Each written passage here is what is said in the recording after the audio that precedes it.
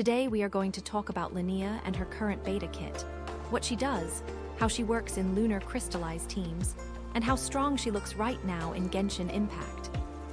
As always, everything here is based on early beta information, so numbers and mechanics can change. If you enjoy meta discussions and early kit breakdowns like this, make sure to like the video, subscribe to the channel, and let me know your thoughts in the comments, especially if you are planning to pull Linnea or pair her with Zibai. Now let's get into her kit. Linnea is a 5-star Geo-Bow character who scales primarily with defense and is clearly designed around lunar crystallized teams. She acts as an off-field sub-DPS, a reaction buffer, a Geo-resistance shredder, and a healer, all in one slot. Her elemental skill is the core of her kit. When you tap the skill once, she summons her pet Lumi, which acts as a turret and deals area of effect Geo damage roughly every 2 seconds. If moon drifts are present from lunar crystallized reactions, Lumi will occasionally trigger direct lunar crystallized damage on top of its normal Geo hits. In practice, this results in steady off-field damage throughout the rotation, with lunar hits happening periodically as long as reactions are being triggered. If instead you repeatedly tap the skill, Lumi powers up and then explodes in a large area of effect lunar crystallized nuke. After that, Lumi enters a weaker turret form that only deals slower Geo damage and no longer triggers direct lunar hits. This version front-loads most of Linnea's lunar damage into one big hit, while the normal tap version spreads it out more evenly across the rotation. From early calculations, both versions seem to produce similar total damage over a full rotation. The difference is in damage profile. The normal tap is more consistent and sustained, while the repeated tap version gives stronger front-loaded burst damage. Which one is better may depend on the team and content. While Lumi is active, enemies near it have their Geo resistance reduced by 15%. If you activate Ascended Gleam, which requires 2 nod-krai characters in the team, the total Geo shred goes up to 30%. This shred has very high uptime since Lumi is almost always on the field in her teams. Her Ascension 4 passive grants Elemental Mastery based on 5% of her defense. With typical builds, this can exceed 100 Elemental Mastery. If the active character is from nod-krai, they receive the Elemental Mastery bonus. If not, Linnea gains the Elemental Mastery herself, even while off-field. This is important because it means she still benefits from the stat in teams where the main DPS does not care about Elemental Mastery.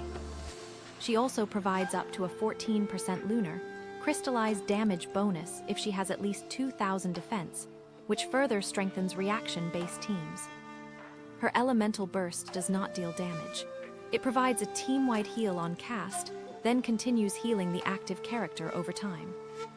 The healing scales with defense and is considered solid, though not extreme. If Lumi is not on the field, the burst will summon it in the default turret form. If Lumi is already active, the burst resets its duration, but does not change its current form. Because her burst only heals, it is not mandatory in every rotation. This gives her very low energy requirements.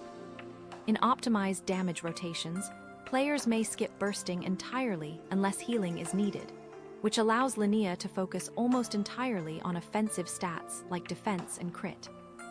In terms of personal damage, Linnea sits somewhere in the middle compared to other top supports.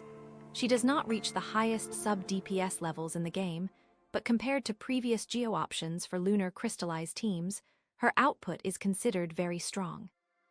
On synergistic teams, her contribution per rotation can be very significant.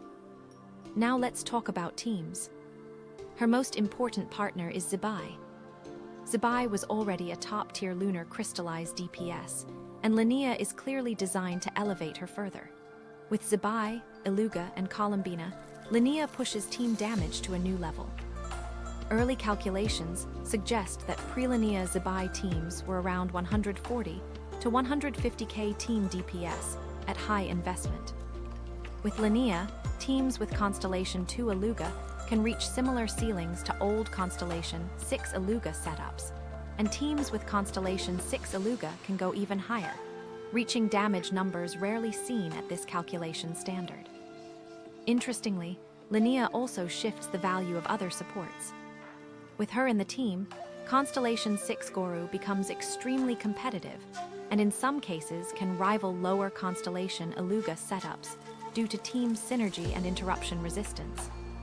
Zhongli also remains a strong comfort option, especially for players who value stability over peak damage. Outside of Zibai, Linnea and Columbina together form a strong off-field core that can support other geocarries like Navia, Noelle, or Itto. While these teams may not reach Zibai's peak numbers, they benefit significantly from Linnea's Geo Shred, reaction buff, and personal damage. Her addition meaningfully raises the ceiling for older Geo DPS units. She can also function as a more general lunar crystallize sub-DPS in flexible teams, but her full value is most clearly realized with Geo focused on fielders, and especially Zibai. Now let's go over weapons. In terms of weapons, her signature bow is the clear best option, offering crit damage and both personal and team damage bonuses after using her skill. Outside of that, she has limited ideal choices because there are no defense scaling bows. 5-star crit alternatives like Aqua Simulacra or Skyward Harp are usable due to their stats. Surprisingly, the 3-star Slingshot is one of her best non-signature options because of its high crit rate substat, which directly benefits her damage profile. Now let's talk about artifacts. For artifacts, 4-piece Morning Star is widely considered her best set for maximizing damage. 4-piece Husk of Opulent Dreams is also competitive, especially with better substats or higher constellation investment due to its defense scaling. Main stats are typically Defense Sands, Defense Goblet, and either crit or defense circlet, depending on investment level. Substats prioritize crit, defense, and some elemental mastery. Energy recharge is only needed if you plan to burst consistently for healing. Now let's move to conclusions. Linnea is one of the most complete lunar crystallized supports we have seen so far.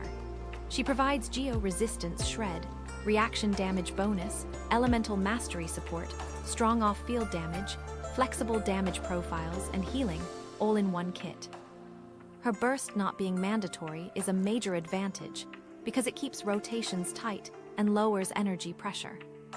In Zibai teams, she significantly increases overall team damage and helps close the gap between low and high Iluga constellations. She also reshapes team building by increasing the relative value of Goru and enabling full nod-krai compositions that were not previously optimal. At the same time, her strength does raise questions about overall power levels. Zibai was already strong, and Linnea pushes her even further ahead of many other carries. Whether this is healthy for long-term balance remains to be seen, especially as we move into future patches. For players invested in lunar crystallize or Geo teams, Linnea currently looks like one of the best possible upgrades. For players who do not use these teams, her value drops sharply since her entire design revolves around this archetype.